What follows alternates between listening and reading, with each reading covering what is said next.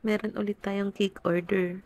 Itong cake na to, first time ko pa lang tong gagawin. Noong una hindi ko alam kung i-accept ko ba tong order na to. Kasi kinabukasan agad kailangan yung cake. At yung cake is money cake. First time ko nga lang gagawa nito kaya nanood muna ako ng mga video kung paano siya ginagawa. Sana mabunot nila ng maayos yung pera sa loob ng cake. Ang bait pa naman netong customer ko na to. Dinagdagan niya yung bayad sa akin kasi baka malugi daw ako sa binigay kong presyo sa kanya. Buti na lang din dinagdagan niya kasi lugi pala talaga ako dun sa price na yun. Tapos dito sa design ng cake, nagsan lang ako sa kanya ng picture na paggagayahan ko. Importante daw kasi is mapasaya niya yung celebrant sa paghatak ng pera sa cake. Kaya ako na lang talaga yung naghanap ng design. Yung feeling ko naman na kaya kong gayahin kahit papano. Medyo nagulat pa nga ata sila doon sa sinend kong picture.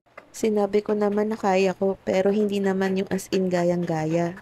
Ito pala yung sinend kong picture sa kanila. Medyo kinakabahan nga ako dito kasi ito yung first time na hindi kapitbahay yung nag-order sa akin. Balik ka-work siya ng papa ko. Kaya super thankful din ako na nagtiwala siya sa akin na ako yung gumawa ng cake para sa celebration nila. Ito na pala yung finished product natin. Ano sa tingin nyo? Nagaya ko ba?